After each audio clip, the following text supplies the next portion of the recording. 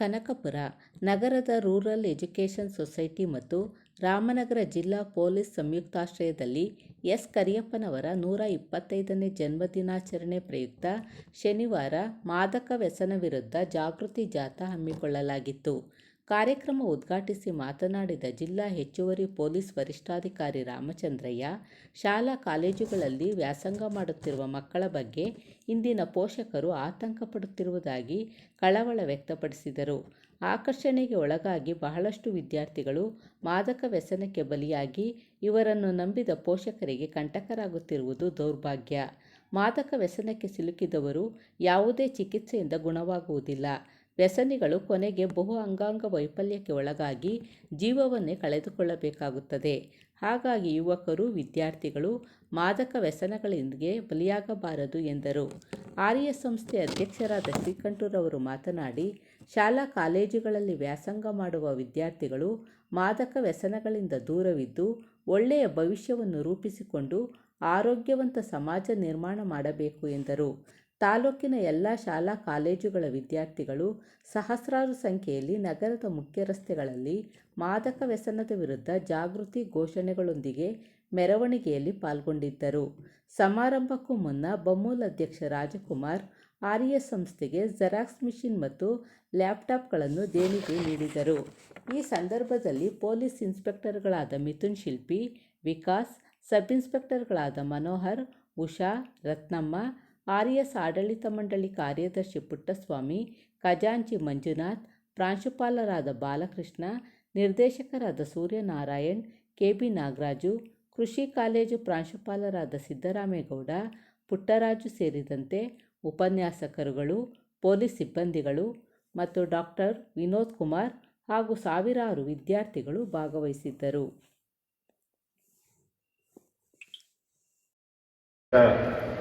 ಎಲ್ಲ ವಿದ್ಯಾರ್ಥಿಗಳೇ, ನನ್ನ ವೃತ್ತಿ ಬಾಂಧವರೇ, ಪೋಷಕರೇ, ಮಾಧ್ಯಮ ಮಿತ್ರರೇ ಮತ್ತು ಎಲ್ಲಕ್ಕಿಂತ ಮಿಗಿಲಾಗಿ ಇಲ್ಲಿಗೆ ವಿದ್ಯಾದಾನ ಮಾಡಲು ನಾನು ಈ ಕಾಲೇಜಿನ ಹೆಸರು ಕೇಳಿದ್ದು ನಾನು ಮಾಸ್ಟರ್ ಡಿಗ್ರಿ ಬಂದಾಗ ಜ್ಞಾನ ಭಾರತದಲ್ಲಿ ಓದ್ತಾ ಇರಬೇಕಾದ್ರೆ ಯಾವ ಫ್ಯಾಕಲ್ಟಿ, ಆರ್ಟ್ಸು, ಸೈನ್ಸು, ಯಾವ ಫ್ಯಾಕಲ್ಟಿಯಲ್ಲಿ ಕೇಳಿದ್ರು ಎಲ್ಲ ಇದರಲ್ಲೂ ಕೂಡ ಕನಕಪುರ ರೂರಲ್ ಕಾಲೇಜ್ ಅಲ್ಲಿ ಹೆಸರು ಬಂದಿದ್ದು ಕರಿಯಪ್ಪ. ನಾನೇನು ಅಂದ್ಕೊಂಡಿದ್ದೆ ಯಾವಾಗ ಅಂದರೆ, ಯಾರೋ ಒಬ್ಬರು ಸಂಸ್ಥೆ ನಡೆಸ್ತಾ ಇದ್ದಾರೆ ಪ್ರೈವೇಟ್ನವರು, ಅಲ್ಲಿಂದ ಇವರು ಬಂದಿದ್ದಾರೆ, ಇವರೆಲ್ಲ ಪ್ರೈವೇಟ್ ಕಾಲೇಜ್ ಅಂದರೆ ಈ ರೀತಿ ಅಂತ ಅಂದ್ಕೊಂಡಿಲ್ಲ. ಈಗೇನು ಪ್ರೈವೇಟ್ ಕಾಲೇಜಲ್ಲ, ಆ ಒಂದು ಮೈಂಡ್ ಸೆಟ್ ನನಗಿತ್ತು. ಆ ನಂತರ ದಿನಗಳಲ್ಲಿ ನನ್ನ ಕ್ಲಾಸ್ಮೇಟ್ಸ್ ಎಲ್ಲ ಪರಿಚಯ ಆಗಿ ಜಾಸ್ತಿ ಇದಾದಮೇಲೆ ಈ ಕಾರ್ಯಪ್ಪ ಸಾಹೇಬರು ಏನು ಈ ಒಂದು ವಿದ್ಯಾಸಂಸ್ಥೆಯನ್ನು ಪ್ರಾರಂಭ ಮಾಡಿದ್ರು, ಇಲ್ಲಿ ಲಕ್ಷಾಂತರ ಜನರಿಗೆ ವಿದ್ಯಾದಾನ ಮಾಡಿದ್ದಾರೆ. ಅವರ ತನು, ಮನ, ಧನ ಎಲ್ಲವನ್ನು ಕೂಡ ಇದಕ್ಕೆ ದಾರಿಯಾಗಿ ಇದ್ದಾರೆ. ಇದರಿಂದ ಲಕ್ಷಾಂತರ ಕುಟುಂಬಗಳು, ಸಾವಿರಾರು ಕುಟುಂಬಗಳು, ಆ ಕುಟುಂಬದಿಂದ ಬಂದಂಥ ವಿದ್ಯಾದಾನ ಪಡೆದಂಥ ಅಧಿಕಾರಿ, ಇತರ ವೃಂದದಲ್ಲಿರ್ತಕ್ಕಂಥ ಎಲ್ಲರೂ ಕೂಡ ಕೋಟ್ಯಾಂತರ ಜನರಿಗೆ ಸಹಾಯ ಮಾಡೋದಕ್ಕೆ ದಾರಿದೀಪ ಆಗಿದ್ದಾರೆ. ಅಂತಹ ಒಂದು ಕಾಲೇಜಿನ ಆವರಣದಲ್ಲಿ ನಿಂತು ನಾನು ಮಾತಾಡೋದಕ್ಕೆ ಅವಕಾಶ ಸಿಕ್ಕಿದ್ದು ಇವತ್ತು ನಿಜವಾಗ್ಲೂ ನನ್ನ ಪುಣ್ಯ ಅಂತ ಅಂದ್ಕೊಂಡಿದ್ದೀನಿ. ಇಲ್ಲಿ ನನ್ನ ಜೊತೆ ಸ್ಟಡಿ ಮಾಡ್ತಿದ್ದ ನನ್ನ ಸ್ನೇಹಿತರು ಕೂಡ ಇದ್ದಾರೆ. ಸೊ ಇಂಥ ಒಂದು ಸುಸಂದರ್ಭದಲ್ಲಿ ಏನು ನಾನು ಈ ಡ್ರಗ್ ಅವೇರ್ನೆಸ್ಗಿಂತ ಸಂಸ್ಕಾರ ಅನ್ನೋದು ಬಂದರೆ ಎಲ್ಲ ತಾನಾಗಿ ಬರುತ್ತೆ ಅಂತ ಏನು ಹೇಳ್ತಾರೆ. ಆದ್ದರಿಂದ ಅದಕ್ಕೆ ಸಂಬಂಧಪಟ್ಟಂಗೆ ಒಂದೆರಡು ಲೈನ್ ಮಾತ್ರ ಹೇಳ್ತೀನಿ. ನಾವು ಚಿಕ್ಕವರಾಗಿದ್ದಾಗ ಶಾಲೆಗೆ ಹೋಗ್ಬೇಕು ಅಂತಂದರೆ ಬೆಳಿಗ್ಗೆ ಎದ್ದು ದನ ಕರು ಕಟ್ಟಾಕಿ, ಕಸ ಹಾಕಿ, ದನಗಳು ಹುಲ್ಲು ತಂದು ಶಾಲೆಗೆ ಹೋಗಬೇಕಾಗಿತ್ತು. ಸಂಜೆ ಬಂದ ತಕ್ಷಣ ಮತ್ತೆ ರಿಪೀಟ್ ಮಾಡಬೇಕಿತ್ತು. ಅಂಥ ಸಂದರ್ಭ ನಿಮ್ಗೆ ಯಾರಿಗೂ ಇಲ್ಲ. ನಿಮ್ಮನ್ನೆಲ್ಲ ನೋಡಿದ್ರೆ ನಿಮ್ಮ ಡ್ರೆಸ್ಸು, ಯೂನಿಫಾರ್ಮು, ಬೂಟು, ನಾವೆಲ್ಲ ಚಪ್ಪಲಿ ಹಾಕಿದ್ದೆ PUC ಬಂದಮೇಲೆ. ಚಪ್ಪಲಿ ಹಾಕೋದಕ್ಕೆ ಅರ್ಹತೆ ಅವಕಾಶ ಇದ್ರೂ ಕೂಡ ಮನೇಲಿ ಕೊಡಿಸ್ತಿರ್ಲಿಲ್ಲ. ಬೇರೆ ಹುಡುಗರು ಹೋಗಲ್ವಾ, ಏನು ಹಂಗೆ ಹೋಗು. ಸೊ ಆ ರೀತಿಯ ಒಂದು ಇದರಲ್ಲಿ ನಾವು ಬೆಳೆದಿದ್ದು. ಈಗ ನಿಮ್ಮನ್ನೆಲ್ಲ ನೋಡಿದ್ರೆ ನಿಜವಾಗ್ಲೂ ಖುಷಿ ಆಗುತ್ತೆ. ನಿಮ್ಗೆ ಅಂತಹ ಪರಿಸ್ಥಿತಿ ಯಾವತ್ತೂ ಇಲ್ಲ, ಫೀಸಿನ ಸಮಸ್ಯೆ ಇಲ್ಲ. ಆದರೆ ಇವತ್ತಿನ ದಿವಸ ಏನಾಗಿದೆ ಅಂತಂದ್ರೆ, ನಮಗೆ ಎಜುಕೇಷನ್ನು ಒಂದು ಕಡೆ ರ್ಯಾಂಕ್ ಬರಬೇಕು, ಡಿಸ್ಟಿಂಕ್ಷನ್ ಬರಬೇಕು, ಈ ರೀತಿಯ ಆಸೆ ಅಭಿಲಾಷೆ ಒಂದು ಕಡೆ, ಇನ್ನೊಂದು ಕಡೆ ದಾರಿ ತಪ್ಪಾಗ್ದು. ಈ ತಂದೆ ತಾಯಿಗಳಿಗೆ ಏನಾಗಿದೆ ಅಂತ ಇವತ್ತಿನ ಪರಿಸ್ಥಿತಿಯಲ್ಲಿ, ಅದರಲ್ಲೂ ಸಿಟಿಗಳಲ್ಲಿ, ನನ್ನ ಮಗ ಓದ್ತಾವನೆ, ಚೆನ್ನಾಗಿ ಓದಬೇಕು, ಮುಂದೆ ಬರಬೇಕು ಅನ್ನೋದು ಒಂದು ಕಡೆ, ಎಲ್ಲೂ ಕೂಡ ಅವನು ದಾರಿ ತಪ್ಪಾರ್ದು, ಎಲ್ಲಿ ದಾರಿ ತಪ್ಪಾವನೋ ಅದು ಇನ್ನೊಂದು ಕಡೆ. ಈ ಎರಡೂ ಬಾಧಿಸ್ತವೆ. ಮೊದಲನೇದು ಬಾಧಿಸೋದಕ್ಕಿಂತ ಎರಡನೇದು ತುಂಬ ಬಾಧಿಸ್ತದೆ. ಏಕೆಂತಂದ್ರೆ ಇವತ್ತು ನಮ್ಮ ಯಂಗ್ ಜನರೇಷನ್ ಏನಾಗ್ತಾ ಇದೆ ಅಂತಂದ್ರೆ, ಆಕರ್ಷಣೆಗೆ ಅಂತ ಏನು ಹೇಳಿದ್ರು ನಮ್ಮ ಗಿರಿ, ಆ ಆಕರ್ಷಣೆಗೆ ಒಳಗಾಗಿ ತಮ್ಮ ಎಲ್ಲ ಇದನ್ನು ಕಳ್ಕೊತಾ ಇದ್ದಾರೆ. ಈ ಡ್ರಗ್ಸ್ ಏನಾಗುತ್ತೆ ಅಂತಂದ್ರೆ, ಬೇರೆ ಏನಾದರೂ ನಾವು ಕಳ್ಕೊಂಡ್ರೆ, ಈಗ ನನಗೆ ಏನು ಆಕ್ಸಿಡೆಂಟ್ ಆಯಿತು ಅಥವಾ ತೊಂದರೆ ಆಯಿತು, ಕೈ ತೆಗೆದ್ರು ಜೀವನ ಮಾಡ್ಬೋದು, ಕಾಲು ತೆಗೆದ್ರು ಜೀವನ ಮಾಡ್ಬೋದು. ಈ ಡ್ರಗ್ದು ಡೈರೆಕ್ಟಾಗಿ ನಮ್ಮ ಮೆದುಳಿಗೆ ಎಫೆಕ್ಟ್ ಆಗುತ್ತೆ. ಈ ಮೆದುಳಿಗೆ ಎಫೆಕ್ಟ್ ಆದ ತಕ್ಷಣ ಬೇರೆ ಅಂಗಾಂಗಗಳಿಗೆ ಬಹು ಅಂಗಾಂಗಗಳ, ಈಗ ನೀವು ನೋಡಿದ್ರಲ್ಲ ಮಲ್ಟಿಪಲ್ ಆರ್ಗನ್ ಫೇಲ್ಯೂರ್, ಆ ಥರ ಆಗುತ್ತೆ. ಆ ರೀತಿ ಆದಾಗ ಯಾವ ಡಾಕ್ಟರ್ ಬಂದರೆ, ಯಾರು ಎಂಥ ವೈದ್ಯ ಆಗಲಿ ಅಥವಾ ಔಷಧಿ ಆಗಲಿ ಅದು ಪರಿಣಾಮಕಾರಿಯಾಗಿ ಆಗೋದಿಲ್ಲ, ನಾವು ಜೀವ ಕಳ್ಕೋಬೇಕಾಗುತ್ತೆ. ಆದ್ದರಿಂದ ಡ್ರಗ್ಗಿಂದ ನಮ್ಮ ಯಾವುದೇ ಒಂದು ಅಂಗಾಂಗಕ್ಕೆ ಪರಿಣಾಮ ಬೀರಿ ನಮಗೆ ತೊಂದರೆ ಆಗೋದಿಲ್ಲ. ಆ ಇಡೀ ನಮ್ಮ ಬಹು ಅಂಗಾಂಗಗಳಿಗೆ ಪರಿಣಾಮ ಬೀರಿ ತೊಂದರೆ ಆಗುತ್ತೆ. ನಾವು ಅದರಿಂದ ನಮ್ಮ ಜೀವನನೇ ಹಾಳು ಮಾಡ್ಕೋಬೇಕಾಗುತ್ತೆ ಅನ್ನೋದನ್ನ ನೀವು ಪ್ರತಿಯೊಬ್ಬರು ಮನಗಾಣಬೇಕು. ಆಯಿತು, ಈ ವಯಸ್ಸಲ್ಲಿ ಏನೋ ಒಬ್ಬ ಆ ರೀತಿ ದಾರಿ ತಪ್ಪುಟ, ತೊಂದರೆ ಆಯಿತು, ಮಗ ಸತ್ತ. ಆದರೆ ತಂದೆ ತಾಯಿಗಳಿಗೆ ಅವ್ರು ಸಾಯೋ ತನಕ ಆ ಕೊರಗನ್ನ ನೀಗಿಸೋದಕ್ಕಾಗೋದಿಲ್ಲ. ನನಗೆ ನಮ್ಮ ಇಲಾಖೆಗೆ ಸೇರಿದಾಗ ಒಬ್ಬರು ಅನ್ವಯ ಅಂತ ಅಧಿಕಾರಿ ಅವರು ಹೇಳಿದ್ರು, ನೋಡಪ್ಪ ಎಲ್ಲ ರೂರಲ್ಲವರು ಅಂತೀರಾ, ಯಾವುದೇ ಕಾರಣಕ್ಕೂ ಯಾವುದೇ ರೂರಲ್ಲವ್ರಿಗೆ ನೋವಾಗಬಾರ್ದು, ನಿಮ್ಮ ತಂದೆ ತಾಯಿಗಳಿದ್ದಂಗೆ, ನಿಮ್ಮ ಮನೆಯಲ್ಲಿದ್ದಂಗೆ ಅಂತ. ಅವ್ರು ಇನ್ನೂ ಇದ್ದಾರೆ, 23 ವರ್ಷ ಆಗಿದ್ದಾರೆ, ರಿಟೈರ್ಡ್ ಆಗಿ ಇನ್ನೂ ಇದ್ದಾರೆ. ಸೊ ತಂದೆ ತಾಯಿಗಳಿಗೆ ಹೊರೆಯಾದಂತಹ ಮಕ್ಕಳಾಗಬೇಕು, ಅದು ನಿಮ್ಮ ಮೈಂಡಲ್ಲಿ ಬರಬೇಕು. ನಾನು ನಮ್ಮ ತಂದೆ ತಾಯಿ ನಮ್ಗೆ ಯಾವುದೇ ರೀತಿ ನನಗೆ ಎಜುಕೇಷನ್ ಕಳಿಸ್ತಾ ಇದ್ದಾರೆ, ನಾನು ದಾರಿ ತಪ್ಪಬಾರ್ದು, ನಮ್ಮ ತಂದೆ ತಾಯಿ ಕಣ್ಣೀರಲ್ಲಿ ಹಾಕಬಾರ್ದು. ಯಾವ ತಂದೆ ತಾಯಿಗಳು ಮಕ್ಕಳಿಂದ ಈ ಏಜಲ್ಲಾಗಲಿ ನೆಕ್ಸ್ಟ್ ಏಜಲ್ಲಾಗಲಿ ಮುಂದೆ ಆಗಲಿ ತಂದೆ ತಾಯಿಗಳು ನಿಮ್ಮಿಂದ ಕಣ್ಣೀರು ಹಾಕ್ತಾರೆ ಅಂತಂದ್ರೆ ಅದರಂತ ದುರಂತ ಬೇರೆ ಯಾವುದೂ ಇಲ್ಲ. ಇದು ನನಗೆ ಮನಗಾಣಿ. ತಂದೆ ತಾಯಿಗಳು ನಮ್ಮಿಂದ ಯಾವತ್ತೂ ಕಣ್ಣೀರು ಹಾಕ್ಬಾರ್ದು. ನಾವು ಕಣ್ಣೀರು ಹಾಕಿದ್ರೆ ತೊಂದರೆ ಇಲ್ಲ, ನಮ್ಮ ಕಣ್ಣೀರು ಅವ್ರು ಹೊರಿಸ್ತಾರೆ. ನಾವು ತಂದೆ ತಾಯಿ ಕಣ್ಣೀರು ಮಾಡೋದು ಅಂತಂದ್ರೆ ನಾವು ಅದನ್ನು ವರ್ಷಕ್ಕಾಗಲ್ಲ, ನಾವು ವರ್ಷದ್ರು ಕೂಡ ಅವರ ಮನಸ್ಥಿತಿಯನ್ನು ಬದಲಿಸೋದಕ್ಕಾಗೋದಿಲ್ಲ.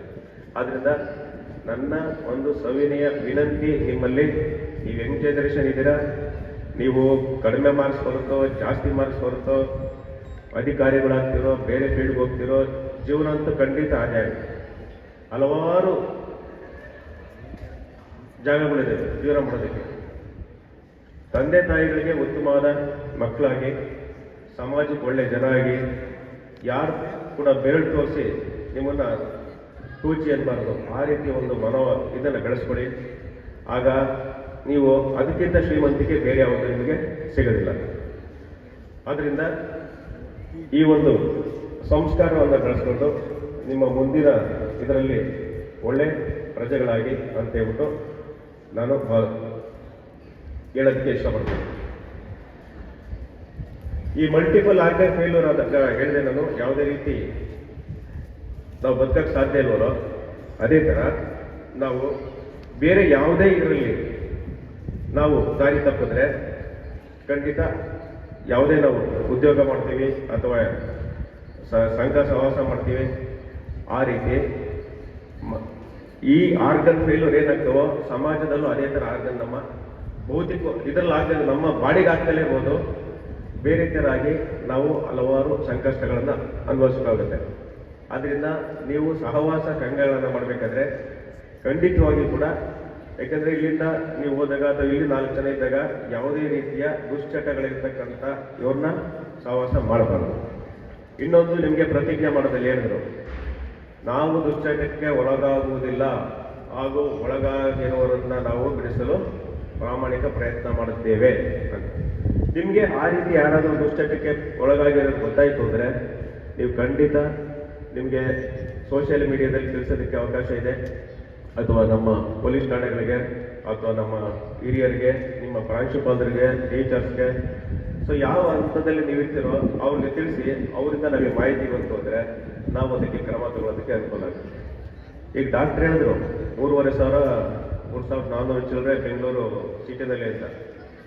ಸರ್, ಇವತ್ತಿನ ದಿನ ಏನಾಗಿದೆ ಪರಿಸ್ಥಿತಿ ಅಂತಂದರೆ 3,500 ಅಲ್ಲ, ನಮ್ಮ ಇದ್ರಲ್ಲಿ ಉಳ್ಕೊಂಡ್ರೆ 3.5 ಲಕ್ಷ ಸಿಗುತ್ತೆ. ಕೇಸ್ ಆಗಿರೋದು ಅಷ್ಟೇ, ನಾವು ಗಣನೆಗೆ ಇದು ಮಾಡ್ಕೊಂಡಿರ್ಬೇಕು. ಅಷ್ಟಲ್ಲದೆ ಇನ್ನೇನಿಲ್ಲ, ಪೂರ್ತಿ ಮುಕ್ತಾಯ ಮೇಲೆ ಬರೀ 3,500, 4,500, 5,000 ಅಂತ ಲಕ್ಷಾಂತರ ಇವು ನಮಗೆ ಕಣ್ಣಿಗೆ ಕಾಣ್ದಂಗೆ ನಡೀತಾ ಇರ್ತದೆ. ಸೊ ಅದು ಕಣ್ಣಿಗೆ ಕಾಣ್ದಂಗೆ ನಡೀತಾ ಇರೋದು ನಮಗೆ ಗೊತ್ತಾಗಬೇಕು ಅಂತಂದರೆ ನಿಮ್ಗಳ ಸಹಕಾರ ಬೇಕು. ಸೊ ಅಂತ ಒಂದು ಸಹಕಾರವನ್ನು ನೀವು ಕೊಟ್ಟರೆ ಇನ್ನೂ ಹೆಚ್ಚಿನ ಮಟ್ಟದಲ್ಲಿ ನಾವು ಅದನ್ನು ಬಗ್ಬಡಿಯೋದಕ್ಕೆ ಸಹಕಾರಿಯಾಗುತ್ತೆ. ಆದ್ದರಿಂದ ತಾವುಗಳು ನಿಮ್ಮ ಹಂತದಲ್ಲಿ ಅಥವಾ ಬೇರೆ ಯಾರೇ ಇರಲಿ ಇಲ್ಲಿ ನಿಮಗೆ ಮಾಹಿತಿ ಸಿಕ್ತು ಅಥವಾ ನಿಮಗೆ ಗೊತ್ತಾಯಿತು ಅಂತಂದರೆ ನಮ್ಮಗಳಿಗೆ ತಿಳಿಸಿ ಅಂತ ಹೇಳ್ಬಿಟ್ಟು ಈ ಮೂಲಕ ಕೋರಬೇಕು. ಮತ್ತೊಮ್ಮೆ ಈ ಮಾತಾಡ್ತಾ ಡ್ರಗ್ಸ್ ಸಪರೇಟ್ ಮಾತಾಡ್ತಾ ಹೋದರೆ ಅದು ಒಂಥರ ಅಟ್ರಾಕ್ಷನ್ ಆಗ್ತಾ ಇರ್ತದೆ. ಅದರಿಂದ ಯಾವುದೇ ಡ್ರಗ್ಸ್ ಬಗ್ಗೆ ನಾನು ಈಗ ಡಾಕ್ಟರ್ ಹೇಳಿದಾಗ ನಾನು ಹೇಳೋಕ್ಕೆ ಇಷ್ಟಪಡೋದಿಲ್ಲ. ಈ ಒಂದು ಸಂದರ್ಭದಲ್ಲಿ ಇಂಥ ಒಂದು ಸಂಸ್ಥೆಯಲ್ಲಿ ನನಗೆ ಮಾತಾಡೋದಕ್ಕೆ ಅವಕಾಶ ಕೊಟ್ಟಂಥ ಈ ವೇದಿಕೆ ಇರ್ತಕ್ಕಂಥ ಅಧ್ಯಕ್ಷರು ಮತ್ತು ಇತರ ಎಲ್ಲ ಗಣ್ಯರಿಗೆ ನಿಮ್ಮಗಳಿಗೆ ನಮಸ್ಕಾರ ಮಾಡ್ತಾ ನಾನು ಮಾತು ಮುಗಿಸ್ತೀನಿ. ನಮಸ್ಕಾರ.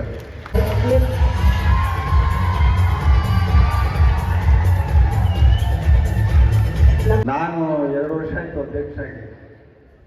ಈ ಸಂಸ್ಥೆಗೆ ಯಾರ್ಯಾರು ದಾನ ಬರ್ತದೆ, ಏನು ಉಪಯೋಗ ಆಗುತ್ತೆ ಅಷ್ಟನ್ನೇ ಚಿಂತನೆ ಮಾಡಿ ಕೆಲಸ ಮಾಡ್ಕೊಬಂದು ದೃಷ್ಟಿಯಲ್ಲಿ ಬಹುಶಃ ಇವತ್ತಿಗೆ ಒಂದು 7 ಕೋಟಿಗೂ ಹೆಚ್ಚಿನ ಬೇರೆ ಬೇರೆ ರೀತಿಯಲ್ಲಿ ಅನುದಾನವನ್ನು ಈ ಸಂಸ್ಥೆ ಬಂದಿದೆ. ಅದರಲ್ಲಿ ಮೇಜರ್ ಆಗಿ ಏನು DCM ಆಗೋರೆ ಶಿವಕುಮಾರ್ ಅವರು ಮೊದಲೇ ಕೇಳ್ಕೊಂಡಾನೆ, ಸಾಕಷ್ಟು ಕೊಡ್ತಾ ಇತ್ತು.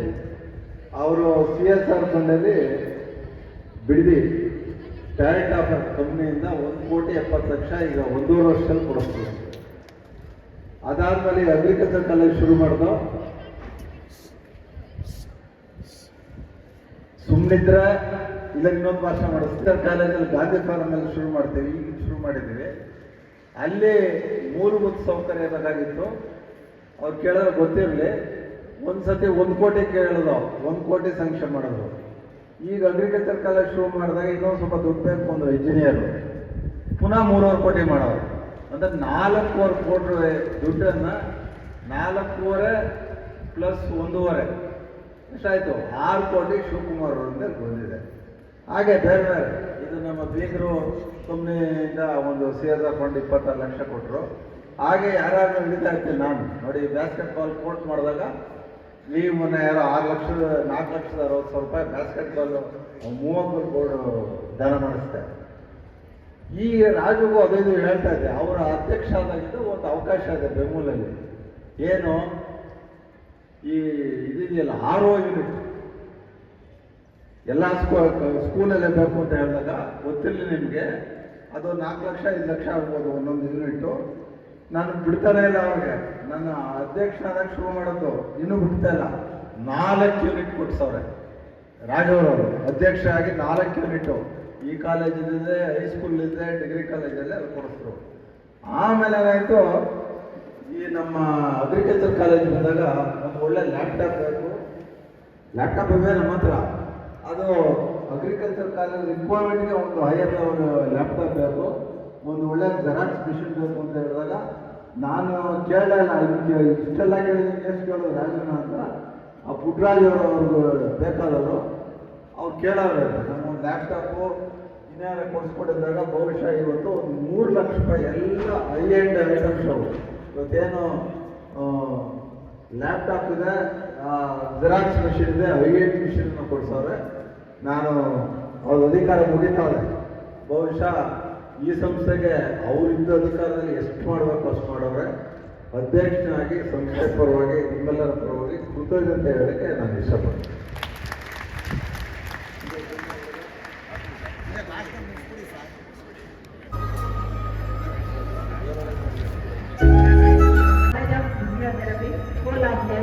ದಯಾನಂದ ಸಾಗರ ವಿಶ್ವವಿದ್ಯಾಲಯ ಇವರಿಗೂ ಕೂಡ ನಮ್ಮ ಸಂಸ್ಥೆಯ ವತಿಯಿಂದ ಗೌರವ ಸಮರ್ಪಣೆ. ವಿಕಾಸ್ ಸಬ್ ಇನ್ಸ್ಪೆಕ್ಟರ್ ಅವ್ರಿಗೂ ಕೂಡ ನಮ್ಮ ಸಂಸ್ಥೆಯ ಭಾರತ ದೇಶದ ಪ್ರಜೆಗಳಾದ ನಾವು ಯುವ ಸಮೂಹಕ್ಕೆ ಮಾರಕವಾಗಿರುವ ಮಾದಕ ವಸ್ತುಗಳ ಸೇವನೆಯ ಕುರಿತು ಪ್ರಜ್ಞಾವಂತಿಕೆಯಿಂದ ಮಾದಕ ವಸ್ತುಗಳನ್ನು ಬಳಸದೆ ಜವಾಬ್ದಾರಿಯುತರಾಗುವ ನಿಟ್ಟಿನಲ್ಲಿ ಈ ಕೆಳಕಂಡಂತೆ ಪ್ರತಿಜ್ಞೆ ಮಾಡುತ್ತೇವೆ. ನಾನು ಎಂದಿಗೂ ಧೂಮಪಾನ, ಮದ್ಯಪಾನ, ಇನ್ನಿತರ ಮಾದಕ ವಸ್ತುಗಳನ್ನು ಸೇವನೆ ಮಾಡುವುದಿಲ್ಲ ಮತ್ತು ಮಾದಕ ವಸ್ತುಗಳ ವ್ಯಸನಗಳಿಗೆ ಅದರ ಪರಿಣಾಮಗಳನ್ನು ಮನದಟ್ಟು ಮಾಡಿ ಅದರಿಂದ ಹೊರಬರಲು ಸಹಾಯ ಮಾಡುತ್ತೇನೆ. ಮಾದಕ ವಸ್ತು ಮುಕ್ತ ಸಮುದಾಯವನ್ನು ಸೃಷ್ಟಿ ಮಾಡಲು ಸಮಾಜದಲ್ಲಿ ಇದರ ಬಗ್ಗೆ ಜಾಗೃತಿ ಮೂಡಿಸುವ ಕಾರ್ಯಕ್ರಮಗಳಲ್ಲಿ ಸಕ್ರಿಯವಾಗಿ ನನ್ನನ್ನು ನಾನು ತೊಡಗಿಸಿಕೊಳ್ಳುತ್ತೇನೆ ಎಂದು ಈ ಮೂಲಕ ಪ್ರತಿಜ್ಞೆ ಮಾಡುತ್ತೇನೆ. ಜೈ ಹಿಂದ್.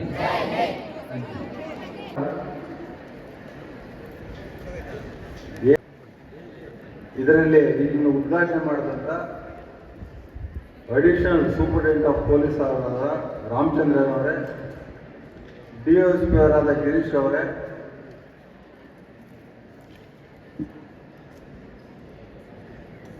ನಿಮಗೆ ಸಾಕಷ್ಟು ವಿಚಾರವನ್ನು ಹೇಳಿದಂಥ ಡಾಕ್ಟರ್ ವಿನೋದ್ ಅವರೇ, ಈ ಸಂಸ್ಥೆಗೆ ಬೊಮ್ಮೆಲ್ ಅಧ್ಯಕ್ಷರಾಗಿ ದಾನ ಮಾಡಿದಂಥ ರಾಜ್ಕುಮಾರ್ ಅವರೇ, ಈ ಸಂಸ್ಥೆಯ ಕಾರ್ಯದರ್ಶಿಗಳಾದ ಪುಷ್ಪಮ್ಮಣ್ಣವರೇ, ಖಜಾಂಚಿಯವರಾದ ಮಂಜೂರ್ ಅವರೇ, ಆಡಳಿತ ಮಂಡಳಿ ಸದಸ್ಯರಾದ ನಾಗರಾಜನವರೇ, ಸೂರ್ಯನಾರಾಯಣ ಗೌಡ್ರೆ, ಸಿದ್ದರಾಮೇಗೌಡರ ಪ್ರಿನ್ಸಿಪಾಲ್, ಇದಕ್ಕೆಲ್ಲ ಜಾಸ್ತಿ ಇನ್ವಾಲ್ವ್ ಆದವರು ಮಿಥುನ್ ಅವರೇ ಹಾಗೂ ವಿವೇಕರವರೇ, ಪೊಲೀಸ್ ಸಿಬ್ಬಂದಿಯವರೇ, ವಿದ್ಯಾರ್ಥಿನಿಯರೇ, ನನಗೆ ಗಿರೀಶ್ ಅವರು ಬಂದು ಹೇಳೋದು DSP ಅವರು ಹಾಗೂ ನನಗೆ ನನ್ನ ಮಾಧ್ಯಮ ಮಿತ್ರರೇ, ನನಗೆ ಇದೊಂದು ಕೊರತೆ ಇದೆ, ಎಲ್ಲರೂ ಕೊನೆಯಲ್ಲಿ ಮಾತಾಡುವಂತ ಮರೆತುಬಿಡ್ತೀನಿ. ಇವತ್ತು ಜ್ಞಾಪಕ ಬಂತು ಎಲ್ಲ ನನ್ನ ಮಾಧ್ಯಮ ಸ್ನೇಹಿತರು ಒಂದು 15 ದಿವಸದಿಂದ ಬಂದು ಹೇಳೋರು, ನಮ್ಮಲ್ಲಿ ಒಂದು ಡ್ರಗ್ ಅವೇರ್ನೆಸ್ ಪ್ರೋಗ್ರಾಮ್ ಮಾಡಬೇಕು. ನಮ್ಮ SP ಅವರು ಹೇಳ್ತಾವ್ರೆ, ಇಲ್ಲಿ ರೂರಲ್ ಕಾಲೇಜು ಮಾಡಿದ್ದೆ ಎಕ್ಸ್ಟ್ರಾ ಕ್ಲಾಸಸ್ಸು ರಾತ್ರಿ, ಹಂಗಾಗಿ ಎಲ್ಲ ಇಲ್ಲ ಬಿಡಿ ಏನು ಮಾಡೋಣ ಅಂತ ಅಂದ್ಬಿಟ್ಟು ನಮ್ಮ ಎಲ್ಲ ಫ್ಯಾಕಲ್ಟಿ ಕೇಳಿದಾಗ ಮಾಡೋಣ ಸರ್ ಅಂದರೆ ಇವತ್ತು ಆ ಕಾರ್ಯಕ್ರಮ ನಡೀತಾ ಇದೆ. ಬಹುಶಃ ಇವತ್ತು ಕರೆಯಪ್ಪನವರು ಗೊತ್ತಿಲ್ಲ ನಿಮಗೆಲ್ಲ, RS ಮಕ್ಕಳು ಇದ್ದೀರಾ, ಬೇರೆಯವರು ಇದ್ದೀರಾ, ಕರೆಯಪ್ಪನವ್ರ ಬಗ್ಗೆ ಭಾಷಣ ಮಾಡಿದ್ರೆ ಗಂಟೆಗಟ್ಟಲೆ ಇರುತ್ತೆ. ಆದರೆ ಹಾಗೆ ಇದು ಈ ಡ್ರಗ್ ಅವೇರ್ನೆಸ್ ಪ್ರೋಗ್ರಾಮ್ ಎರಡಕ್ಕೂ ಫಿಟ್ ಇನ್ ಆಯ್ತದೆ. ಇದು ಶಿಸ್ತುನು ಬೇಕಾಗಿದೆ ಹಾಗೂ ಈ ಮಾದಕ ವಸ್ತುಗಳನ್ನ ಉಪಯೋಗಿಸಬಾರ್ದು ಅನ್ನೋದು ಒಂದು ಸೋಷಿಯಲ್ ಸರ್ವಿಸಿಗೆ ನಾವು ಮಾಡ್ತಾ ಇರೋದು. ಹಾಗಾಗಿ ಎಲ್ಲೋ ಒಳ್ಳೆಯ ಕಾರ್ಯಕ್ರಮವನ್ನು ನನಗೆ ಭಾಳ ದಿವಸ 2 ವರ್ಷ ಆದಮೇಲೆ ಸಾಕಷ್ಟು ಮಿನಿಸ್ಟ್ರುಗಳು ಅವರು ದೊಡ್ಡ ಪ್ರೋಗ್ರಾಮು ಮಾಡಿದ್ರು. ಇವತ್ತು ಮಾಡಿರೋ ಪ್ರೋಗ್ರಾಮು ನನ್ನ ಜೀವನದಲ್ಲೂ ಕೂಡ ಹೆಚ್ಚಿನ ರೀತಿ ನಮ್ಮ ವಿದ್ಯಾರ್ಥಿಗಳಿಗೆ, ನಮ್ಮ ಫ್ಯಾಕಲ್ಟಿಯವರಿಗೆ ಇದು ನೆನಪಾಗುವಂಥ ಒಂದು ಕಾರ್ಯಕ್ರಮ ಮಾಡ್ತಾ ಇದ್ದೀವಿ ಅಂತ ಹೇಳಿ ಇದನ್ನು ಇಲ್ಲೇ ಮಾಡಬೇಕು ಅಂತ ಏನು ಜಿಲ್ಲಾ ಪೊಲೀಸ್ ಇಲಾಖೆಯವರು, ಗಿರೀಶ್ ಅವರು, ನಮ್ಮ ರಾಮಚಂದ್ರನವರು, ಎಸ್ ಪಿ ಅವರು ಬಂದಿಲ್ಲ ಇವತ್ತು. ಇವರೆಲ್ಲ ಒಂದು ಅವಕಾಶ ಕೊಟ್ಟವ್ರೆ. ಅದನ್ನು ಬಹುಶಃ ನಾವು ನಮ್ಮ ಕೈಲಾದ ಮಟ್ಟಿಗೆ ಈ ಸಂಸ್ಥೆಯಿಂದ ಒಳ್ಳೆ ರೀತಿಯಲ್ಲಿ ಮಾಡ್ಕೊಳ್ಳೋ ಪ್ರಯತ್ನ ಪಟ್ಟಿದ್ದೀವಿ. ಹಾಗೆ ನಮ್ಮ ಡಾಕ್ಟ್ರನ್ನು ಕೂಡ ಬಂದವ್ರೆ, ಓಲ್ಡ್ ಸ್ಟೂಡೆಂಟು. ನಾನು ಪೊಲೀಸ್ ಡಿಪಾರ್ಟ್ಮೆಂಟ್ಗೆ ಈ ಸಂಸ್ಥೆ ಪರವಾಗಿ ನಾನು ಕೃತಜ್ಞತೆಗಳು ಹೇಳ್ತೀನಿ. ಯಾಕೆಂದರೆ ಈ ರಾಮನಗರ ಬರೀ ಕನಕಪುರ ಅಲ್ಲ, ರಾಮನಗರ ಡಿಸ್ಟಿಕ್ಕಲ್ಲಿ ಮಕ್ಕಳಿಗಾಗಲಿ ಸಮಾಜಕ್ಕಾಗಲಿ ಒಳ್ಳೆ ಕಾರ್ಯಕ್ರಮವನ್ನು ಸೇವೆ ಅಂತ ಮಾಡುವಂಥ ತಳೋದಿನ ಕರಿಯಪ್ಪನವ್ರು ಹಾಕ್ಕೊಂಡು ಹೋಗೋರೆ. ಅದನ್ನು ಆ ಪರಂಪರೆ ಇವತ್ತು ಮುಂದುವರಿತಾ ಇದೆ ಅಂತ ಹೇಳ್ಕೊಂಡು ನಾನು ಹೆಚ್ಚಿಗೆ ಮಾತಾಡೋ ಅವಶ್ಯಕತೆ ಇದೆ. ಡ್ರಗ್ ಬಗ್ಗೆ ವಿಡಿಯೋ ನೋಡಿದ್ದೀರಾ, ಡಾಕ್ಟರ್ ಹೇಳಿದ್ದೀರಾ, ನಮ್ಮ ಎರಡೂ ಹೇಳಿದ್ರು. ಡ್ರಗ್ ಅಬ್ಯೂಸು ನಿಮಗೆ ಒಳ್ಳೆ ರೀತಿಯಲ್ಲಿ ಶಿಸ್ಬೇಕು ಅಂತ ನಮ್ಮ ಗಿರೀಶ್ ಅವರು ಒಳ್ಳೆ ಭಾಷಣ ಮಾಡೋರು. ಹಾಗೆ ರಾಮಚಂದ್ರನವರು ಒಂದು ಒಳ್ಳೆ ಸಂಸ್ಕೃತಿ ಸಂಸ್ಕಾರ ಯಾವ್ದಕ್ಕೆ ಬೇಕು ಅಂತ ಅನ್ನೋ ಥರ ಅವ್ರು ಹೇಳಿದ್ರು. ಸೊ ಹಾಗೆ ಜಾಸ್ತಿ ಭಾಷಣ ಮಾಡುವಂಥದ್ದಲ್ಲ, ಬಟ್ ನನ್ನದೇ ಒಂದು ಅನುಭವ ಹೇಳ್ತೀನಿ. ನಾನು ಈ ವಿಡಿಯೋ ನೋಡಿದಾಗ ನನಗೆ ಒಂದು ನನ್ನ ವಿದ್ಯಾರ್ಥಿ ಜೀವನದ ನೆನಪು ಬಂತು. ನಾನು PUC ಓದುತ್ತಿಲ್ಲ, ನಾನು BSc ಹೋದಾಗ ಆವಾಗ ಡ್ರಗ್ ಅಂದ್ರೆ ಏನು ಗೊತ್ತಾಗಲ್ಲ. ಕನಕಪುರದಲ್ಲೇ ನಾವು ಅಂದರೆ 1976 ಡ್ರಗ್ ಅಂತ ಹೊರಡೇ ಗೊತ್ತಿಲ್ಲ ನನ್ನ ಸ್ಟೂಡೆಂಟ್ಸ್ಗೆ.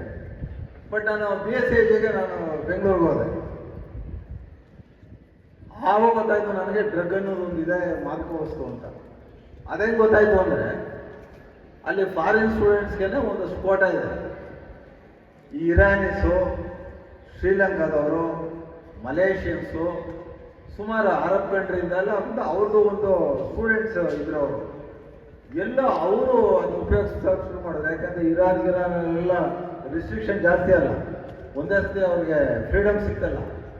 ಅದು ಆವಾಗ ನಾನು ಏನು ಡ್ರಗ್ಸ್ ಅನ್ನೋದೊಂದಿದೆ, ಡ್ರಗ್ ಉಪಯೋಗಿಸ್ತಾರೆ ಅಂತ ಆ ಫಾರಿನ್ ಸ್ಟೂಡೆಂಟ್ಸ್ ನೋಡಿ 79, 80s ನಾನು ತಿಳ್ಕೊಳ್ಳುವಂಥದ್ದು.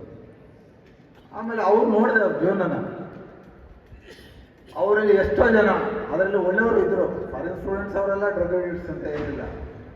ಬಟ್ ಡ್ರಗ್ ಅಡಿಕ್ಟ್ ಆದವರು ಅವ್ರ ಅಕಾಡೆಮಿಕ್ ಲೈನಲ್ಲಿ ಹೋಗಲೇ ಇಲ್ಲ. ಅವರು ಸುಮಾರು ಒಂದು 10-15 ಹುಡುಗರು ಇದ್ದರು. ಅವರು ಎಲ್ಲ ಬ್ಯಾಚ್ಗಳಿದ್ರೆ ಅವರು ಅದೇ ಲೈನಲ್ಲೇ ಬದುಕ್ತಾ ಇದ್ರು. ಕೊನೆಗೆ ಏನಾಯಿತು, ಅವರು ಡಿಗ್ರಿಗಳೇ ಮಾಡಿಸ್ತಿಲ್ಲ. ಅವರು ಡಿಗ್ರಿ ಮುಗಿಸೋಕೆ ಆಗಲಿಲ್ಲ. ಬಟ್ ಇಲ್ಲಿ 4 ವರ್ಷ ಡಿಗ್ರಿ BSc, ಅದೇನು 1 ವರ್ಷ 2 ವರ್ಷ ಎಕ್ಸ್ಟ್ರಾ ಇದು ಕೊಡ್ತಾರೆ. ಅದಾದ್ಮೇಲೆ ಅವ್ರ ದೇಶಕ್ಕೆ ಕೊಡಬೇಕು. ಎಷ್ಟೋ ಜನ ಡಿಗ್ರಿ ಮಾಡದೆ ವಾಪಸ್ ಹೋದ್ರು. ಇದು ಎಲ್ಲರಿಗೂ ಅನುಭವ ಹೇಳ್ತದೆ. ನೀವು ಡ್ರಗ್ ಕಡೆ ಹೋದ್ಮೇಲೆ ನೀವು ವಿದ್ಯಾಭ್ಯಾಸ ಕಳ್ಕೊಳ್ಳೇಬೇಕು, ಕಳ್ಕೊತೀರ. ಅದನ್ನು ಸಾಕಷ್ಟು ವಿಚಾರನ ಇವರು ಹೇಳೋದು. ಬಟ್ ನನಗೆ ಇನ್ನೊಂದು ಏನು ಗೊತ್ತು ಅಂದರೆ, ಒಬ್ಬ ತಂದೆ ಮಗ ತೀರೋದ್ರ ಬಗ್ಗೆ ಹೇಳ್ತಾ ಇದ್ರು. ನಾನು ಒಂದು ಸ್ವಲ್ಪ ಎಮೋಷನಲ್ ಆದೆ. ಅವರು ಈ ಹೋದ್ಮೇಲೆ ಡ್ರಗ್ ಅನ್ನೋದೇ ಹೋದ್ಮೇಲೆ ಗೊತ್ತಾಯ್ತಲ್ಲ. ಅದರೊಬ್ಬ ಶಂಕರೇಗೌಡ ಅಂತ ಇದ್ದ, ನೀವು ನೋಡಿದ್ದೀರ ಇವರು, ಹಾಸನವನು. ಪಕ್ಕ ಹಳ್ಳಿಯಿಂದ ಬಂದಿರೋ ಶಂಕರೇಗೌಡ. ಅವ್ರ ತಂದೆ ಕೊಬ್ಬರಿ ಬೆಳೆಗಾರ, ತೆಂಗಿನ ತೋಟ ಇಟ್ಕೊಂಡು ಕೊಬ್ಬರಿ ಬೆಳೆಯುವಂಥವ್ರು. ಅವನೆಲ್ಲ ಹೋಗಿ ಇವ್ರ ಜೊತೆ ಸೇರ್ಬಿಟ್ಟ, ಫಾರಿನ್ ಹುಡುಗರ ಜೊತೆ. ಅವನು ಆ ಶಂಕರೇಗೌಡ ಏನಾಯ್ತು, ಹಳ್ಳಿ ಶಂಕರೇಗೌಡ ಬಿಟ್ಟು ಜೀನ್ಸ್ ಪ್ಯಾಂಟ್ ಹಾಕ್ಕೊಂಡು ಬೆಲ್ಟು ಗಿಲ್ಟು ಅವೆಲ್ಲ ಆಮೇಲೆ ಶುರುವಾಯಿತು ಅವ್ರ ಜೊತೆ ಸೇರಿ. ಅವನು ಡ್ರಗ್ ಅಡಿಕ್ಟ್ ಆಗ್ಬಿಟ್ಟು ಇವ್ರ ಜೊತೆ ಅಂದರೆ ಹೇಳ್ತಾ ಇದ್ರು, ಸವಾಸ ಹುಷಾರಾಗಿದೆ ಅಂತ ಹೇಳ್ತಾವ್ರೆ. ಆ ಶಂಕರೇಗೌಡ ಏನಾದ ಈ ಡ್ರಗ್ ಅಡಿಕ್ಟ್ ಆಗಿದ್ರಲ್ಲ ಫಾರಿನರ್ ಹುಡುಗರ ಜೊತೆ ಸೇರಿದ. ಅವ್ರಿಗೇನು ಬಿಡಿ, ಇವರು ಯಾರು ಇರಾನಿಯನ್ಸ್ ಅವರು ಶ್ರೀಮಂತರ ಮಕ್ಕಳುಗಳು ಕಲಿಸ್ತಿದ್ರಂತ ಅವ್ರ ಲೆಕ್ಕ ಇಲ್ಲ. ಬಟ್ ಒಬ್ಬ ರೈತರ ಮಗ ಅಡಿಕ್ಟ್ ಆಗ್ಬಿಟ್ಟ. ಅವ್ರು ಡಿಗ್ರಿನೇ ಮುಗಿಸಿಲ್ಲ. ಅವನು ನಮ್ಮ ಎಲ್ಲ ಕಾಲೇಜಲ್ಲಿ ಏನೋ ಸ್ಟ್ರೈಕ್ ಮಾಡಿದ್ರೆ ಮುಂದೆ ಬಂದು ನಿಂತಿರುವ ಅವನು. ಬಟ್ ರೆಡ್ ಆಯ್ತು, ಬಾಯಿ ಬಂದ ಮಾತಾಡೋದು. ಆ ಶಂಕರೇಗೌಡ ಹತ್ರ ಏನಾರ ಮಾತಾಡ್ಬಿಟ್ಟಾನಪ್ಪ, ಅವನು ಏನೋ ಬೈದ್ಬಿಟ್ಟನು ವಾತಾವರಣದಲ್ಲಿ ಅವನು ಆ ಕ್ಯಾಂಪಸ್ಸಲ್ಲಿ ಬದುಕಂತ ಶಂಕರೇಗೌಡನ ಹೋಗಿದ್ವಿ. ಕೊನೆಗೆ ಆಯಿತು, ಅವನು ಡಿಗ್ರಿ ಮುಗಿಸ್ಲಿಲ್ಲ. ಅವನು ಊರಿಗೆ ಹೋದ. ನನಗೊಂದು 2 ಸತಿ ಫೋನ್ ಮಾಡಿದ್ದೆ ಯಾವುದೋ ಸಂದರ್ಭದಲ್ಲಿ. ಆಮೇಲೆ ಗೊತ್ತಾಯಿತು ಅವನು ಸತ್ತೋದ, ಅವನು ಬದುಕಿಲ್ಲ. ಅದನ್ನು ನನಗೆ ನೆನಪತ್ತು. ತಂದೆ ಅವನ ಮಗನ ಹೆಂಗೆ ಸತ್ತೋದತ್ತು ಹೇಳಿದ್ರು, ಅದು ಶಂಕರೇಗೌಡನ ನಾನು ನೋಡಿದಂಥ ಇದನ್ನು ನಾನು is no more. Just degree ಮಾಡಲಿಲ್ಲ, ಒಬ್ಬ ರೈತನ ಮಗನಾಗಿ ಬಂದ, ಡ್ರಗ್ ಅಡಿಕ್ಟ್ ಆದ, ಸಮಾಜಕ್ಕೆ ಒಂದು ಕಬ್ಜುಕೆ ಆದ. ಕೊನೆಗೆ ಅವನ ಬದುಕನ್ನೇ ಕಳ್ಕೊಂಡು ಹೋದಂಥ ಸ್ಥಿತಿ. ಇಂಥವು ಹೇಳ್ದಾಗೆ ಲಕ್ಷಾಂತರ ಕೇಸಸ್ ಅವೆ. ನಾನು ಹೇಳೋದು ಮಕ್ಕಳ ಇಷ್ಟೇ, ನೀವೆಲ್ಲ ಹಳ್ಳಿಯಿಂದ ಬಂದಿದ್ದಾರೆ, ನಿಮಗೆ ನಿಮ್ಮ ತಂದೆಯವರಿಗೆ ಗೊತ್ತು, ನನಗೆ ನಿಮ್ಮ ಆರ್ಥಿಕ ಸ್ಥಿತಿಗತಿ ಹೆಂಗಿದೆ ಅಂದರೆ ಇತಿಮಿತಿಲ್ಲ. ಯಾರು ಶ್ರೀಮಂತರ ಮಕ್ಕಳು ಜಾಸ್ತಿ ಇಲ್ಲ ಇಲ್ಲಿ, ಹೆಣ್ಮಕ್ಳಾಗಲಿ ಗಂಡು ಮಕ್ಕಳಾಗಲಿ. ಬಟ್ ತಂದೆಯವರಿಗೆ ಆರ್ಥಿಕ ಶಕ್ತಿ ಎಷ್ಟಿದೆಯಲ್ಲ, ನನ್ನ ಮಕ್ಕಳಿಗೆ ನನ್ನ ಮಗಳಿಗೆ ನಾನು ಓದಿಸ್ಬೇಕು ಅನ್ನುವಂಥ ಗುರಿ ನಿಮ್ಮ ತಂದೆ ತಾಯಿ ಇಟ್ಕೊಂಡು ನೀವು ಕಲಿಸ್ತಾ ಇದ್ದಾರೆ. ಇದನ್ನ ನೀವು ಜ್ಞಾಪಕ ಇಡೋದು. ಇವಾಗ ನಮ್ಮ ಗಿರೀಶ್ ಅವರೆಲ್ಲ ಹೇಳೋದು, ಅವರೆಷ್ಟು ದುಡ್ಡು ಸೇವೆ ಮಾಡಿ ನಿಮ್ಗೆ ಓದಿಸ್ತಾ ಇದೆ ಅನ್ನೋದು ವಿಚಾರ ಹೇಳೋದು. ಇದನ್ನ ಯೋಚಿಸ್ಬೇಕು. ಯಾಕೆಂದರೆ ನೀವು ಪ್ರೊಫೆಷನಲ್ ಆಗೋ ಅವಕಾಶ ಇದೆ, ಒಳ್ಳೆ ಉದ್ಯೋಗಸ್ಥರಾಗ್ಬೋದು, ಒಳ್ಳೆ ಎಂಟರ್ಪ್ರೈನರ್ ಆಗ್ಬೋದು.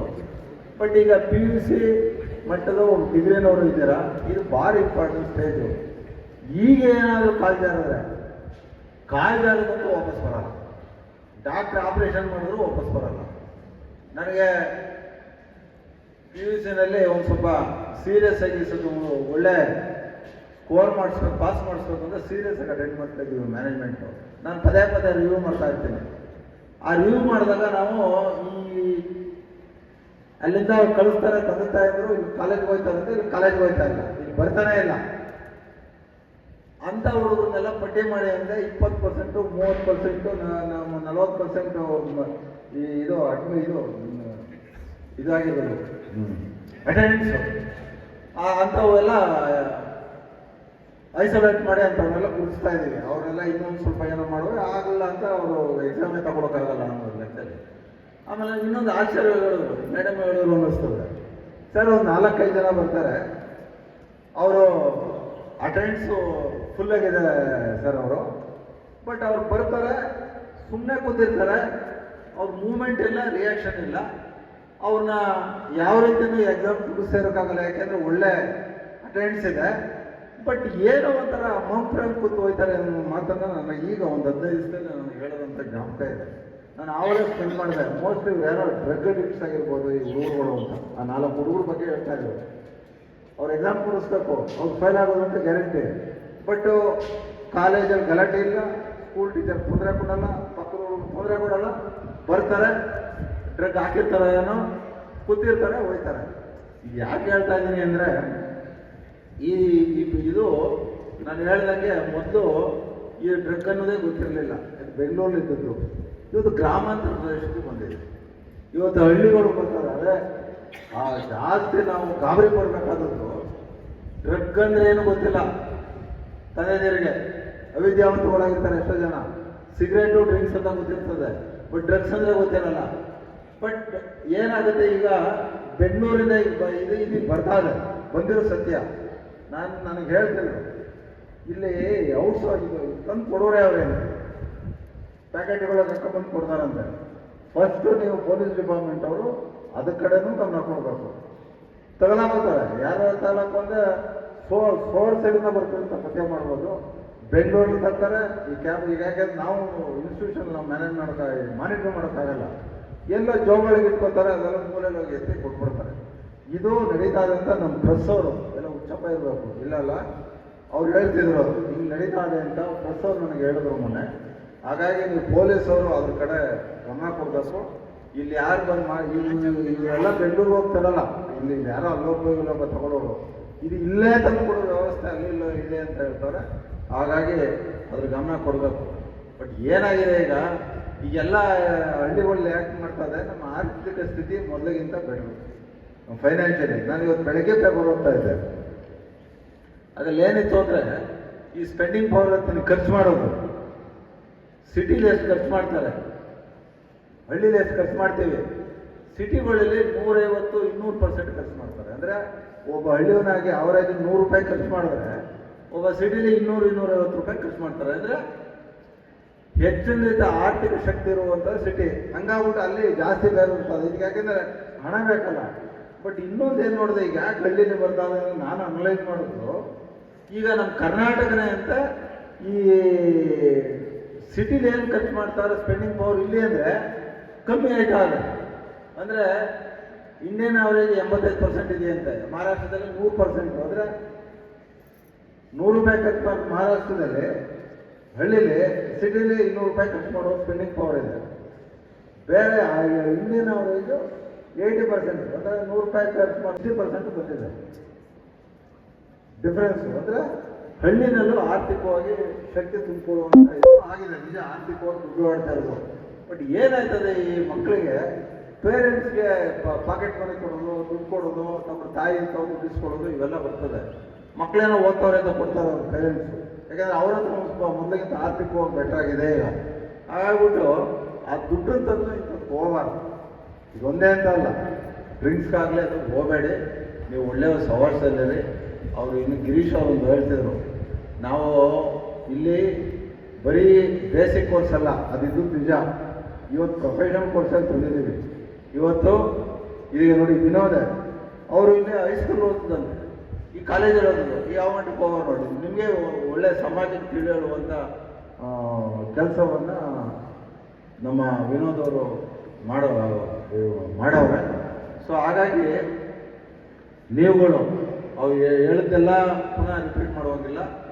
ನಾನು ನಿಮ್ಗೆ ಅಶ್ಯೂರ್ ಮಾಡ್ತೀನಿ, ಈ RS ಬೇಸಿಕ್ ಕೋರ್ಸ್ಗಳಿಂದ ಸೃಷ್ಟಿಯಾದಂಥ ಕೋಟ್ಯಾಂತರ ಜನಕ್ಕೆ ಬೇಸಿಕ್ ಕೋರ್ಸ್ ಡಿಗ್ರಿ ಮಾಡಿ ಕಳಿಸಿ ಒಂದು ಫ್ಯಾಕ್ಟ್ರಿ ಆಗಿತ್ತು. ಡಿಗ್ರಿ ಮಾಡಿ ಹೋಗಿ ಇನ್ನೊಂದು ಬದುಕೋಕ್ಕೆ ಬೇರೆ ಪ್ರಪಂಚದಲ್ಲಿ ಒಂದು ಫ್ಯಾಕ್ಟ್ರಿಯಾಗಿ ಕೆಲಸ ಮಾಡೋದು ಎಷ್ಟು 60-70 ವರ್ಷ ಮಾಡುತ್ತೆ. ಬಟ್ ಈಗ ನಾವು ಒಂದು ಗುರಿ ಇಟ್ಕೊಂಡು ಈಗ ಮ್ಯಾನೇಜ್ಮೆಂಟ್ ಮಾಡ್ತಾ ಇದ್ದೀವಿ. ಇವತ್ತು MBA ಇದೆ, MCA ಇದೆ, BCA ಇದೆ, BBA ಇದೆ, B.Ed ಇದೆ, ಇಲ್ಲಿ D.Ed ಇದೆ, ಜೊತೆಗೆ ಈಗ ಅಗ್ರಿಕಲ್ಚರ್ ಕಾಲೇಜ್ ಅಂತ ತಂದಿದ್ದೀವಿ. ಅಂದರೆ ಇಲ್ಲಿರೋ ಮಕ್ಕಳುಗಳ PUC ಭಾಳ ಇಂಪಾರ್ಟೆಂಟು, ಸೀರಿಯಸ್ ಆಗಿ ತಗೊಳ್ಳಿ. ನೀವು ಬೆಂಗಳೂರಿಗೂ ಹೋಗೋಕ್ಕಾಗಿಲ್ಲ, ಇದು 2-3 ಖರ್ಚು ಮಾಡಬೇಕು. ಒಬ್ಬ ಅಗ್ರಿಕಲ್ಚರ್ ಕಾಲೇಜು ಸೀಟ್ ಸಿಗದಿದ್ರೆ ಅವರು ಏನೋ ಓದಬೇಕು ಅಂದರೆ NRA ಕೊಟ್ಟಲ್ಲಿ ದೇ ಆರ್ ಚಾರ್ಜಿಂಗ್ 8 lakhs. ನಾವು 2.5 ಲಕ್ಷ ಚಾರ್ಜ್ ಮಾಡ್ತಾ ಇದ್ದೀವಿ. ನಮ್ಮ ಕನಕಪುರದವ್ರಿಗೆ 2 ಲಕ್ಷ ಚಾರ್ಜ್ ಮಾಡ್ತಾ ಇದ್ದೀವಿ. MBA 4 ಲಕ್ಷ 5 ಲಕ್ಷ ಆದ ತಕ್ಷಣ ನಾವು ಕೆಲಸ ಕೊಡಿಸ್ತೀವಿ ಅಂತ ಅಂದ್ಬಿಟ್ಟು ದೊಡ್ಡ ದೊಡ್ಡ ಸಂಸ್ಥೆಗಳು 8 ಲಕ್ಷ ರೂಪಾಯಿ ತಗೋತಾರೆ. ಆ ಪ್ಯಾಸೆಂಟಲ್ಲೆಲ್ಲ 8 lakhs ಅಂತೆ. ನಾವು ಜಸ್ಟು ಅದನ್ನು 2.5 ಲಕ್ಷ ಅಂತ 2 ಲಕ್ಷ, ನಮ್ಮ ಕನಕಪುರದವರು 2 ಲಕ್ಷ ಕೊಡಿಸ್ತಾ ಇದ್ದೀವಿ. ಅದ್ರ ಜೊತೆಗೆ ಇಲ್ಲೇ ಬರೋಡಾ ಬ್ಯಾಂಕಿಂದ ಬಾಡಿಗೆ ಕೊಟ್ಟಿದ್ದೀವಿ, ಕೆನರಾ ಬ್ಯಾಂಕ್ ಬಾಡಿಗೆ ಕೊಟ್ಟಿದ್ದೀವಿ. ಆ ಮ್ಯಾನೇಜರ್ ಫಸ್ಟು ನಮ್ದೆಲ್ಲ ದುಡ್ಡಲ್ಲಿ ಇಟ್ಟಿದ್ದೀವಿ ಸಂಸ್ಥೆದು. ಯಾರೇ ಕನಕಪುರ ತಾಲೂಕಿಗೆ ಯಾರೇ ಒಬ್ಬರು ಬಂದು ನಾನು BSc ಮಾಡಬೇಕು, MBA ಮಾಡಬೇಕು, MCA ಮಾಡಬೇಕು ಅಂದರೆ ನೀವು ಲೋನ್ ಕೊಡಬೇಕು ಅಂತ ಕಂಡೀಷನ್ ಹಾಕಿದ್ದೀನಿ. ಅದು ರೆಡಿ ಆಗೋರು, ಈಗಾಗಲೇ ಲೋನ್ ಕೊಟ್ಟವ್ರು ಅವರು. ಹಾಗಾಗಿ ನೀವು ಜಸ್ಟ್ PUC ಡಿಗ್ರಿ ಮಾಡಿ ಮುಂದನ್ನ ನೋಡ್ಕೊಳ್ತೀವಿ. ಆರ್ಥಿಕ ಹೋಗ್ಬೇಕಾ ಲೋನ್ ಕೊಡಿಸುವ ಒಳ್ಳೆ ರೀತಿಯಲ್ಲಿ. MBA MCA ಅಂದರೆ ಏನೂ ಮಾಡ್ತಾ ಇಲ್ಲ ನಾವು. ಈಗಾಗಲೇ MBA ಹುಡುಗರು ಇರಬೇಕು, ಅಗ್ರಿಕಲ್ಚರ್ ಕಾಲೇಜ್ ಹುಡುಗರು ಇಡೀ ಕರ್ನಾಟಕದಿಂದ ಬಂದವರೆ.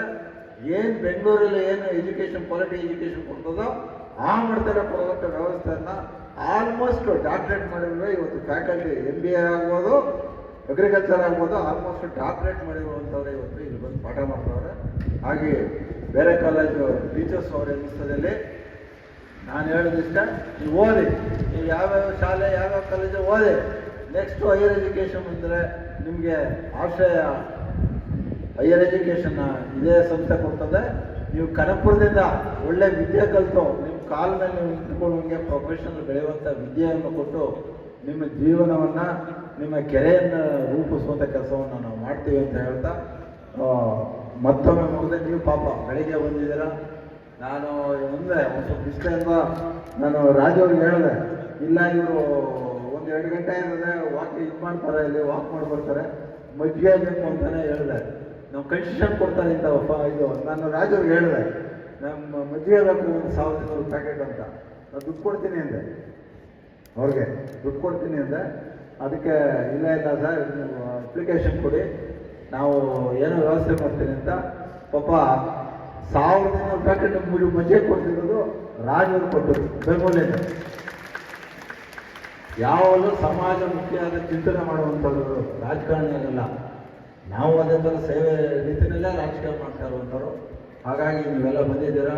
ಇವತ್ತು RSನ ಘನತೆ, ಸೇವೆ, ಮೇಲ್ಗನ್ನ ನೀವೆಲ್ಲ ಬೇರೆ ಸಂಸ್ಥೆಗಳು ಬಂದು ಹೆಚ್ಚಿಸಿದ್ದೀರಾ ಅಂತ ಹೇಳ್ತಾ ನಿಮಗೆಲ್ಲ ಕೃತಜ್ಞತೆ ಹೇಳಿ ಮತ್ತೊಮ್ಮೆ ನಮ್ಮ ಪೊಲೀಸ್ ಡಿಪಾರ್ಟ್ಮೆಂಟ್ ಅವ್ರಿಗೆ, ಡಾಕ್ಟ್ರಿಗೆ, ಎಲ್ಲರಿಗೂ ನಾನು ಕೃತಜ್ಞತೆ ಹೇಳಿ ನನ್ನ ಮಾತು ಮುಗಿಸ್ತಾನೆ. ದೇವರು ಒಳ್ಳೇದು ಮಾಡಲಿ. PUC ಎಕ್ಸಾಮ್ ಬರ್ತಾವೆ, ಒಂದೊಂದು ಅವಾರ್ಡ್ ಲೆಕ್ಕ ಹಾಕಿ ಇನ್ನೂ ಬೇರೆ ಕಾಲೇಜಿಂದ ಬಂದಿರಬೇಕು, ನಾವು ಬಿಡ್ತಾ ಇಲ್ಲ. ಇನ್ನು ಇರೋದು ಎಷ್ಟು ದಿವಸ, ಇನ್ನು 1 ತಿಂಗಳ ಮೇಲೆ 10 ದಿವಸ ಇರಬೇಕು. ವೇಸ್ಟೇ ಮಾಡಬೇಡಿ. ಎಕ್ಸ್ಟ್ರಾ ಕ್ಲಾಸಸ್ ತಗೋತಾರೆ, ಒಂದು ಮಿಸ್ ಮಾಡಬೇಡಿ.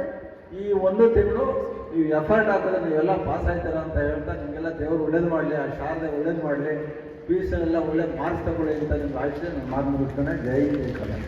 ನಮ್ಮ ಜಿಲ್ಲೆಯ ರಾಮನಗರಗಳ ದುಷ್ಪರಿಣಾಮಗಳ ಬಗ್ಗೆ ನಿಮ್ಮೆಲ್ಲರಿಗೂ ತಿಳುವಳಿಕೆ ನೀಡಿದ ಡಾಕ್ಟರ್ ವಿನೋದ್ ಕುಮಾರ್ ಸರ್ ಅವರಿಗೂ ಸಹ ನಿಮ್ಮೆಲ್ಲರ ವತಿಯಿಂದ ಧನ್ಯವಾದಗಳನ್ನು ಅರ್ಪಿಸ್ತಾ ಇದ್ದೀವಿ. ಹಾಗೂ ಈ ಕಾರ್ಯಕ್ರಮ ನಡೆಸಲು ವಿಶೇಷವಾಗಿ ನಮಗೆ ಸಹಕಾರ ನೀಡಿದ ಪ್ರಿನ್ಸಿಪಲ್ ಆದಂಥ ಬಾಲಕೃಷ್ಣ ಸರ್, ದೇವರಾಜು ಸರ್ ಹಾಗೂ ಫ್ಯಾಕಲ್ಟಿ ಅವರಾದಂಥ ಕುಮಾರಸ್ವಾಮಿ ಹಾಗೂ ಸಾಗರ್ ಅವರಿಗೂ ಸಹ ಈ ಜಿಲ್ಲಾ ಪೊಲೀಸ್ ವತಿಯಿಂದ ನೀವು ಎಲ್ಲರಿಗೂ ಧನ್ಯವಾದಗಳನ್ನ ಅರ್ಪಿಸ್ತಾ ಇದ್ದೀವಿ. ಹಾಗೂ ಈ ಕಾರ್ಯಕ್ರಮದಲ್ಲಿ ಆಸೀನರಾಗಿರ್ತಕ್ಕಂಥ ವೇದಿಕೆ ಮೇಲಿರುವ ಎಲ್ಲ ಗಣ್ಯರಿಗೂ ಸಹ ರಾಮನಗರ ಜಿಲ್ಲಾ ಪೊಲೀಸ್ ವತಿಯಿಂದ ಹಾಗೂ ನಿಮ್ಮೆಲ್ಲರ ವತಿಯಿಂದ ಧನ್ಯವಾದಗಳನ್ನ ಅರ್ಪಿಸ್ತಾ ಇದ್ದೀವಿ. ಹಾಗೂ ಈ ಕಾರ್ಯಕ್ರಮಕ್ಕೆ ಬಂದು ಈ ಕಾರ್ಯಕ್ರಮ ನಡೆಸಿರ್ತಕ್ಕಂಥ ವಿವಿಧ ಕಾಲೇಜಿನ ಉಪನ್ಯಾಸಕರು ಹಾಗೂ ಎಲ್ಲ ಕಾಲೇಜಿನ ಎಲ್ಲ ವಿದ್ಯಾರ್ಥಿಗಳಿಗೂ ಸಹ ನಮ್ಮ ಜಿಲ್ಲಾ ಪೊಲೀಸ್ ವತಿಯಿಂದ ನಿಮಗೆ ಧನ್ಯವಾದಗಳನ್ನ ಅರ್ಪಿಸ್ತಾ ಇದ್ದೀವಿ. ಹಾಗೂ ಈ ಕಾರ್ಯಕ್ರಮಕ್ಕೆ ಬಂದಿರತಕ್ಕಂಥ ಎಲ್ಲ ಮಾಧ್ಯಮ ಮಿತ್ರರಿಗೂ ಸಹ ಧನ್ಯವಾದಗಳನ್ನ ಅರ್ಪಿಸ್ತಾ ಇದ್ದೀವಿ. ಹಾಗೂ ಈ ಕಾರ್ಯಕ್ರಮ ಯಶಸ್ವಿಯಾಗಿ ನಡೆಸಲು ಸಹಕಾರ ನೀಡಿದ RES ಸಂಸ್ಥೆಯ ಎಲ್ಲ ಆಡಳಿತ ಮಂಡಳಿ ಸದಸ್ಯರು, ಎಲ್ಲ ಉಪನ್ಯಾಸಕರು ಹಾಗೂ ಎಲ್ಲ ವಿದ್ಯಾರ್ಥಿಗಳಿಗೂ ಸಹ ನಮ್ಮ ರಾಮನಗರ ಜಿಲ್ಲಾ ಪೊಲೀಸ್ ವತಿಯಿಂದ ಅನಂತ ಧನ್ಯವಾದಗಳನ್ನ ಅರ್ಪಿಸ್ತಾ ಇದ್ದೀವಿ. ಹಾಗೂ RES ಸಂಸ್ಥೆ ನಿಮ್ಮ ಅಧ್ಯಕ್ಷರ ನೇತೃತ್ವದಲ್ಲಿ ಮತ್ತು ನಿಮ್ಮ ಆಡಳಿತ ಮಂಡಳಿ ನೇತೃತ್ವದಲ್ಲಿ ಇನ್ನೂ ಎತ್ತರಕ್ಕೆ ಬೆಳೆಯಲಿ